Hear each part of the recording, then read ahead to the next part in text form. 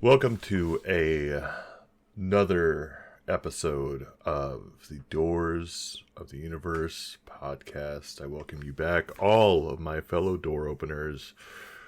Seek to unlock all the mysteries of this wonderful, beautiful, giant universe that we live in. It has been at least a month, according to YouTube, since we've last recorded, and I have no good excuses. I have just been, I guess being busy is a decent excuse, right?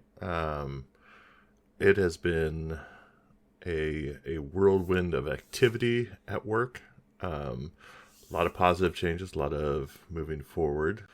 So that has been a positive. I am also taking an online course for work, which is taking up a lot of my outside of work time, but it's good. I'm learning things. I'm learning how to become a better leader. But no, seriously, it has been good. It's one that's been, they're paying for us to do a Harvard Business School online training, in-depth, detailed, and seems to be actually teaching me things that I need to know in my role as a manager. But yeah, that has been taking up a lot of time.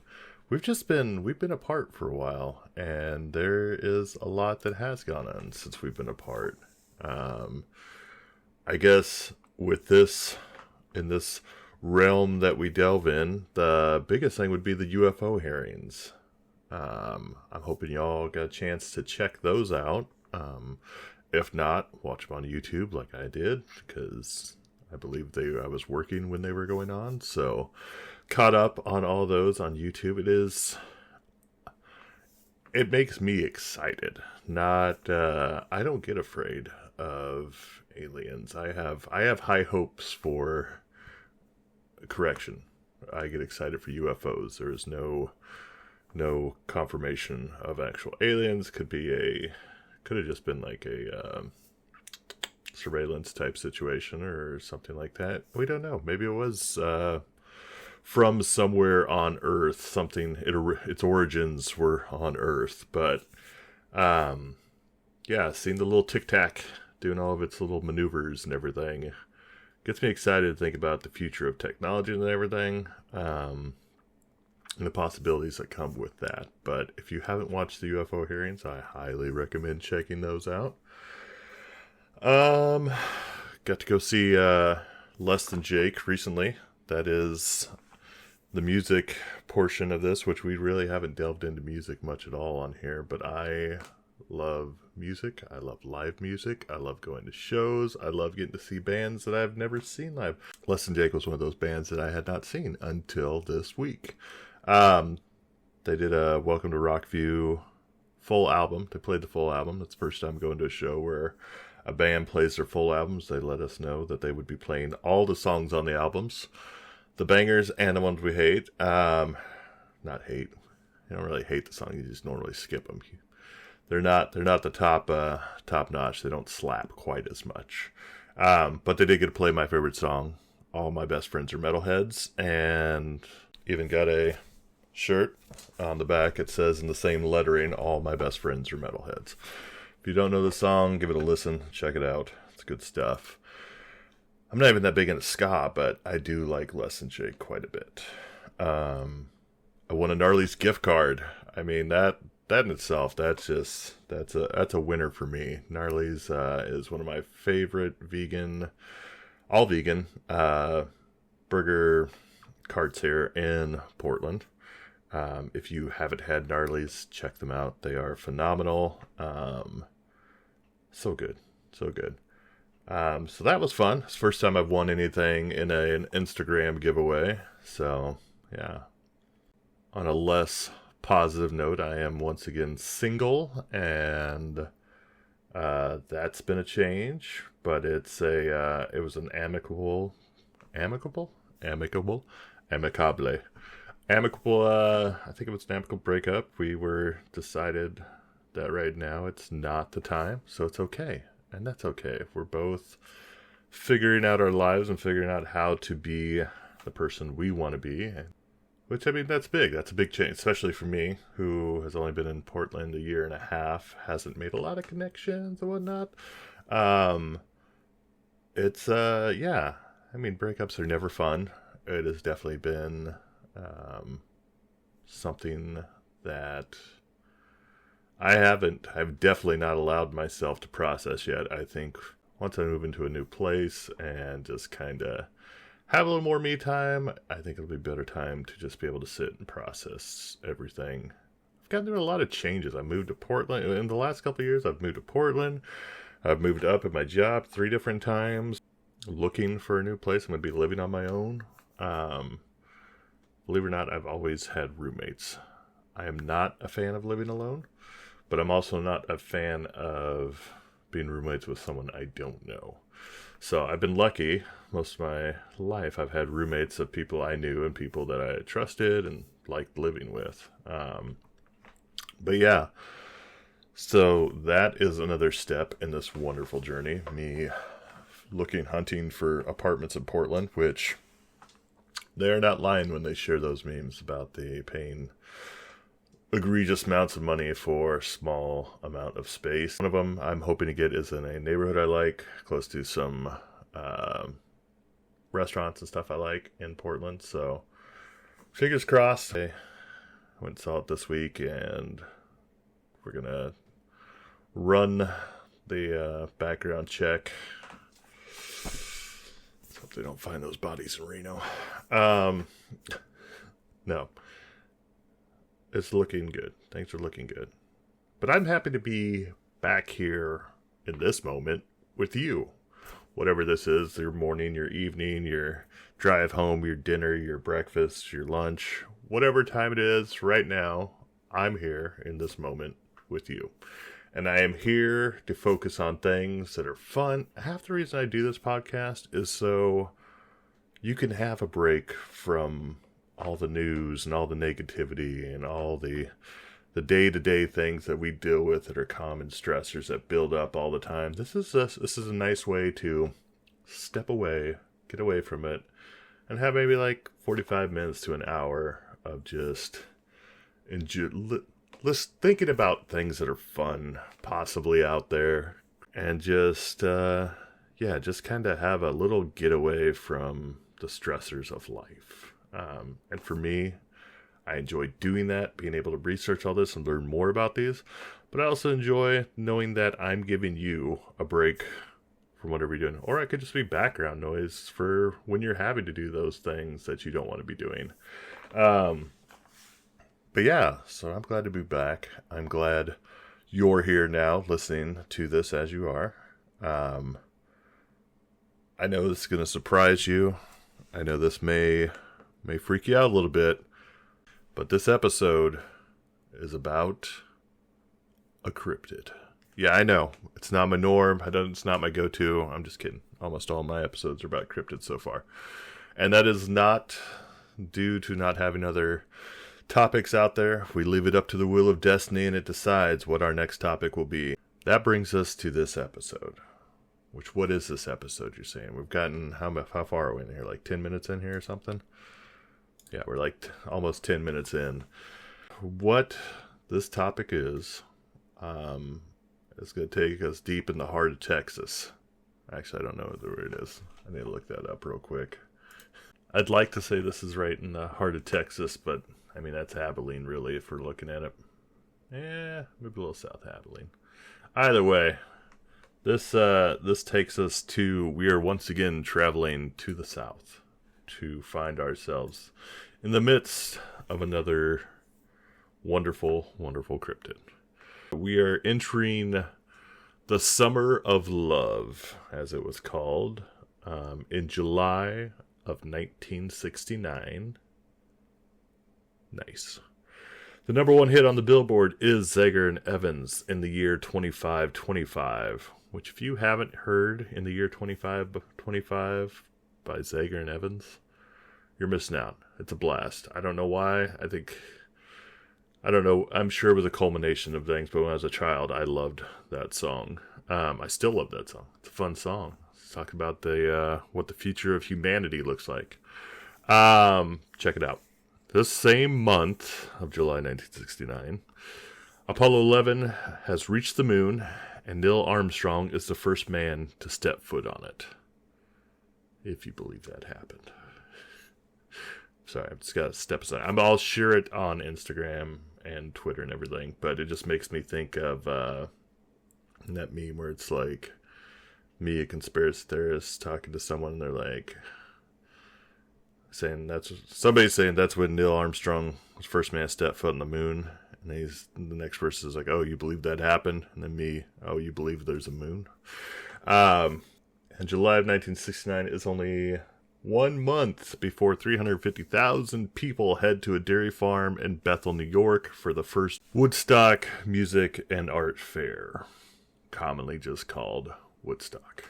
I just want to give you like kind of a little reference point of where we're at. The reference point of where we're at in time.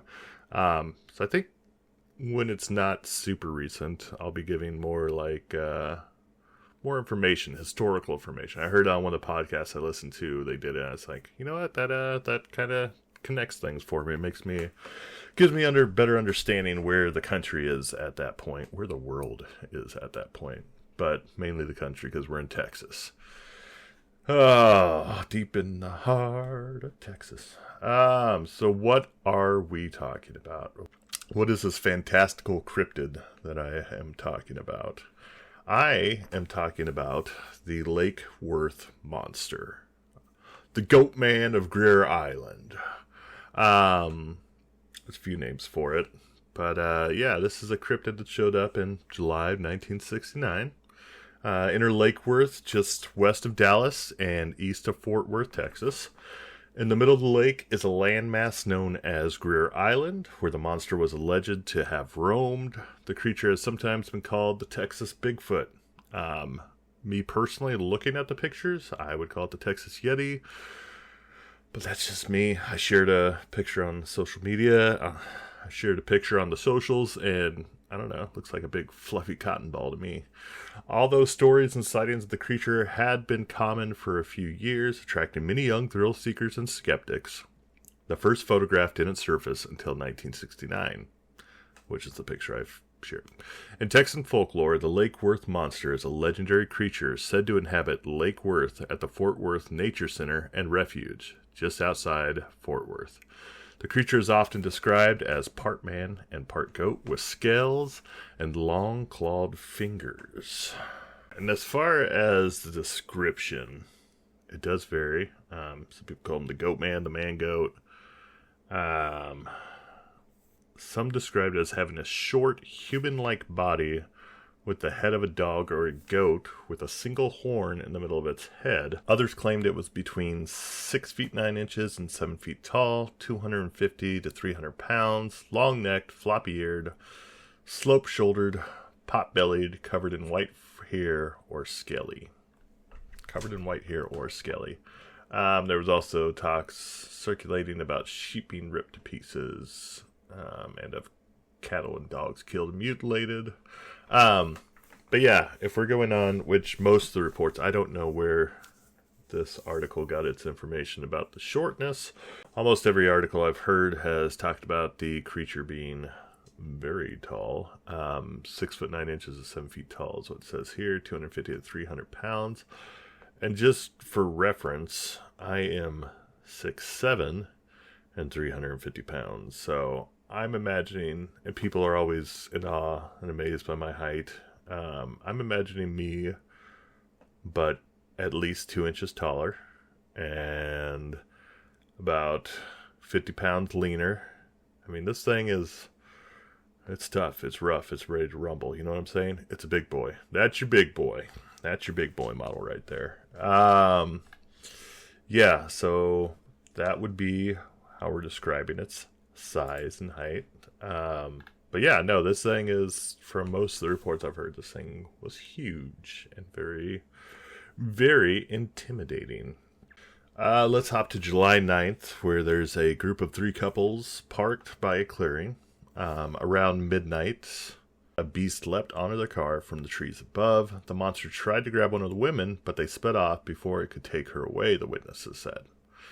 We've had reports about this thing for about 2 months, a police dispatcher told the Fort Worth Star-Telegram, but we've always laughed them off as pranks.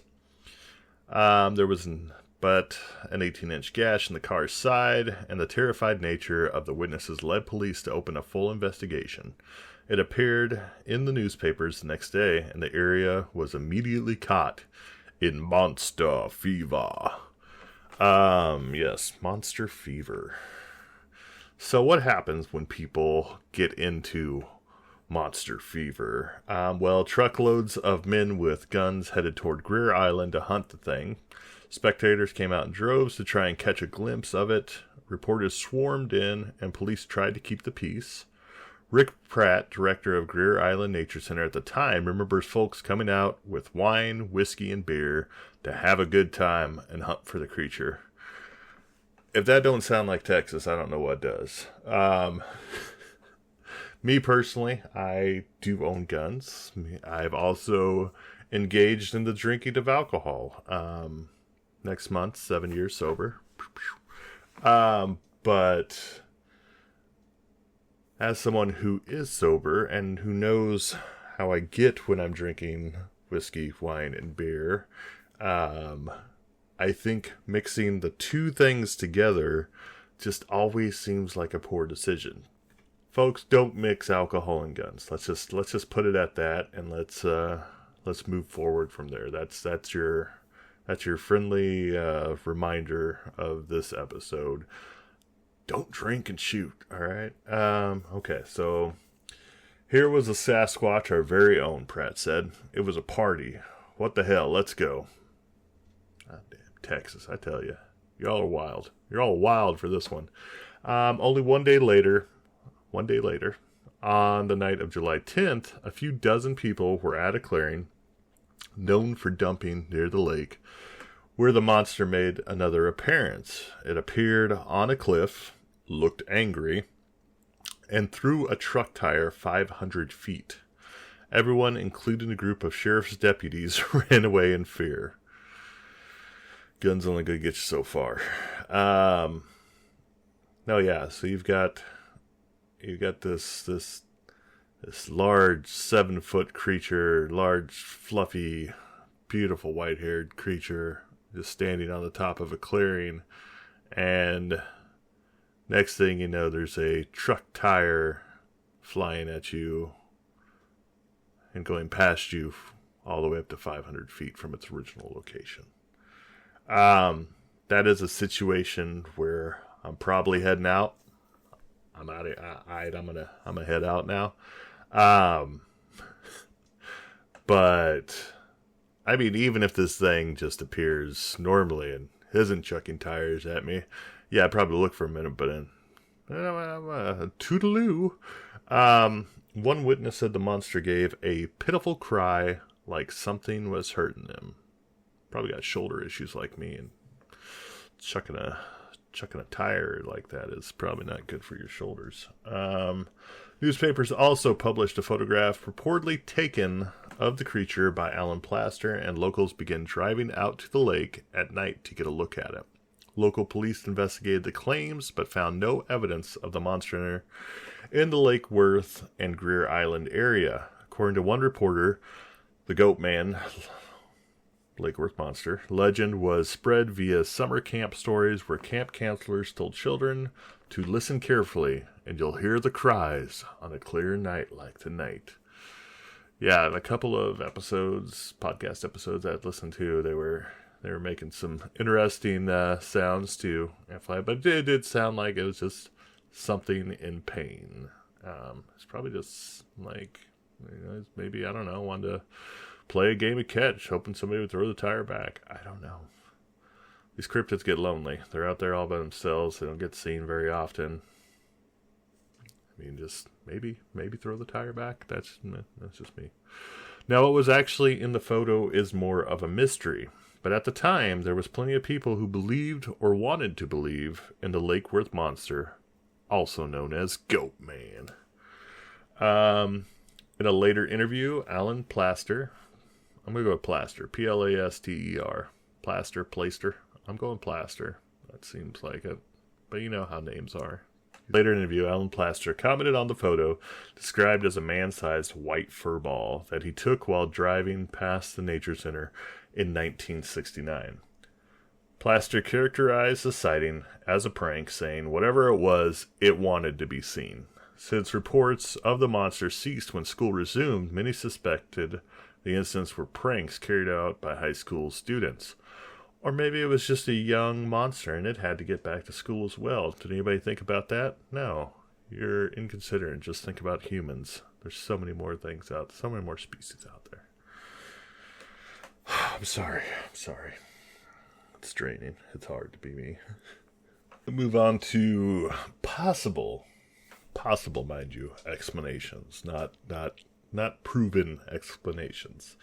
The creature hurling attire was found out to be a man, Vinzens, Vinzens, Vinzens, as he was called, admitted in 2009 that he was involved in the tire throwing. He claimed that he was rolling a tire along with some friends that hit a bump and went into the air, eventually landing very close to bystanders. Alright. So I got a man claiming to have rolled a tire and making it go 500 feet. Now, even if the 500 feet was an exaggeration, still having a tire, and the way they describe it in the incident, they say it's a creature, the creature hurled it at them. They don't say the creature was just standing there and then next thing you knew, a tire came flying out. No, they said the creature hurled it at them. I have a hard time with this, with as many witnesses that saw it happen, that would be, everybody would explain it so poorly. KDFW, a Fox owned television station in the Dallas-Fort Worth area, did a lengthy report in November of 1999 about the Lake Worth monster. It interviewed some of those who saw it, such as reporter Jim Mars and Sally Ann Clark. The report announced that some high school students admitted to the police that they had pranked people by dressing up in the gorilla suit and parading around the lake in 1969. Again, my only issue is 90% of the time, if you're getting a gorilla suit, it's going to be brown or black. That's just... I'm sure there are white gorilla suits out there, but I don't know. The picture is definitely white and fluffy. Lovely, lovely coat of fur. I mean, brushes daily, keeps it clean, didn't look like there was anything in it. Flowing in the wind. Did not look like a costume quality coat of fur. Again, that's just me.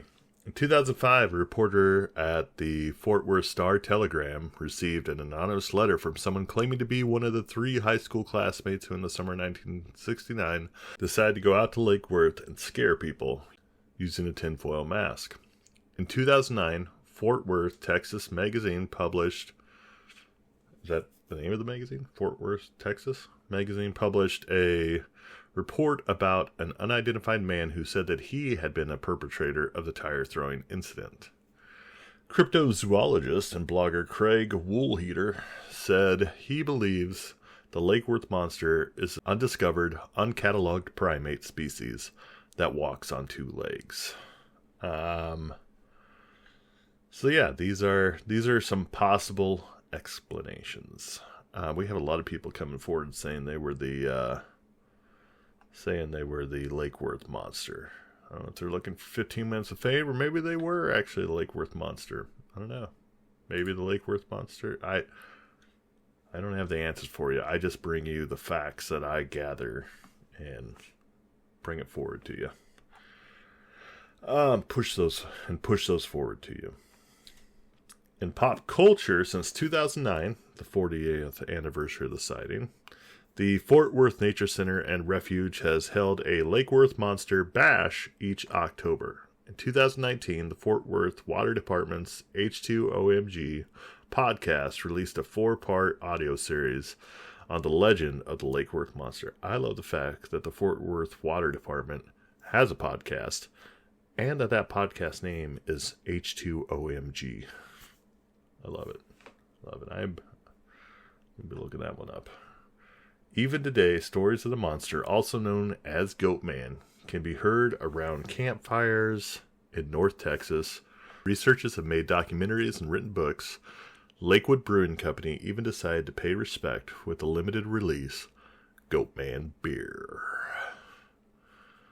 So there you have it. That's what I got on the Goatman. This episode is short and sweet, and hopefully it brings everything that you're looking to know about by checking out this podcast. Yeah, what do I think? What are my thoughts? 9 times out of 10, I'm going to lean towards the cryptid's a real thing. I want to believe. I want to believe it's real. It's, and that's the thing. For me, having the group of witnesses see it, I understand, like, sometimes you'll have cryptids where there's, like, one person or maybe 1 or 2 sightings. But when you have a large group of people, and then you also, this group of people, a few dozen people, sees this monster chucking a tire 500 feet, yeah, I tend to believe when there's multiple witnesses on a same night, seeing the exact same thing, claiming the same things, I want to tend to believe that group. I want to believe. I'm going to go with I do believe that the Goatman was a thing. I know, like I said, you've got these kids and everything that are saying they were doing this, but how are you chucking a truck tire 500 feet? I looked at the spot where it was. It doesn't look like there's enough rollout for that to be a thing. And again, they said the monster hurled the tire at them. So I'm Lake Worth Monster, the Goatman, whatever you want to call him. I'm a believer in you. So if you're out there, call, leave a voicemail on our voice show or the voicemail option or something. Let us know you're still out there doing your thing. Either way, that is all I have on the Goatman. That is all I have for today. This was definitely a short and sweet episode. Got a lot of information packed in there. There's not a ton of varying information on the Lake Worth monster. A lot of the sources you'll see that I shared overlap and tell the same things. But yeah, for sure, definitely look into it more if you want to. I'll be sharing all the resources at the bottom of the show notes. Look into it a little more. There are some interviews on YouTube for people that saw it and that night and everything. Either way, I hope this was informative. I hope this was... I hope you enjoyed the time you got to spend with me today. But yeah, hopefully I'll be having some more free time coming up here shortly so I can get back and doing this a little more often. I've been busy, so I believe things are going to start slowing down here in the next couple of weeks. But as always, check out the socials. I'm only going to say it one time only. The socials are all shared in the top of each of the social I'll share. I've got a Linktree link in the top of each of the socials I'm on. But check out linktr.ee/DOTU podcast. It'll have all my socials, whether that be video, audio, or support. Check those out. And yeah, like and follow where you can. It definitely helps the podcast grow and be a little more visible for people who enjoy the same things that we enjoy. A big thing is Apple Podcasts and rating on Apple Podcasts. I don't know why it's more important than other places, but if you rate on Apple Podcasts, it does help the podcast a lot. And I guess the biggest thing is tell a friend. Tell someone you know that's into the same kind of stuff I go over, the same kind of stuff you like listening about, and let them know this podcast exists. That is one of the best ways to spread the word of the podcast. Yes. So thank you, as always. Thank you for listening. Thank you for everyone who supports this podcast, whether it be with likes, subscriptions, following monetarily. SP, you the man. It is appreciated. And I'll see you the next time we record. So as always, keep an eye to the sky. And make sure you're properly recycling your tires so a 7-foot Goatman can't chuck them at innocent bystanders. See you next time.